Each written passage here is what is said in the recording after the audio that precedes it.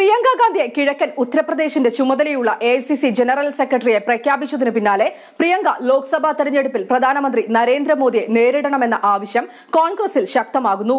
പ്രിയങ്ക ഗാന്ധി നരേന്ദ്രമോദിയെ വാരണാസിയിൽ നേരിടണമെന്നാവശ്യപ്പെട്ട് കോൺഗ്രസ് പ്രാദേശിക നേതൃത്വം പ്രമേയം പാസാക്കി. മുൻ MLA അജയ് റായ് അടക്കമുള്ളവർ പങ്കെടുത്ത യോഗത്തിൽ വെച്ചാണ് പ്രമേയം പാസാക്കിയത്. അമ്മ സോണിയാഗാന്ധിയുടെ മണ്ഡലം റായ്ബറേലി, ജവഹർലാൽ നെഹ്റു, ഇന്ദിരാഗാന്ധി എന്നിവരുടെ ജന്മനാട് അലഹബാദ് എന്നീ മണ്ഡലങ്ങളിൽ ഏതെങ്കിലും ഒന്നിൽ നിന്ന് പ്രിയങ്ക മത്സരിക്കുമെന്നായിരുന്നു പറഞ്ഞുകേട്ടിരുന്നത്. വിശ്വനാഥന്റെ മണ്ണിൽ പ്രിയങ്ക മത്സരിക്കണമെന്നാണ് പാർട്ടി പ്രവർത്തകരുടെ ആഗ്രഹം. വാരണാസി മാറിക്കഴിഞ്ഞു. പ്രിയങ്ക മത്സരിക്കണമെന്ന പ്രമേയം ഐക്യകണ്ഠമായി പാസാക്കി ഞങ്ങൾ കോൺഗ്രസ് അധ്യക്ഷൻ രാഹുൽ ഗാന്ധിക്ക് അയച്ചു കഴിഞ്ഞു, അജയ് റായ് പറഞ്ഞു.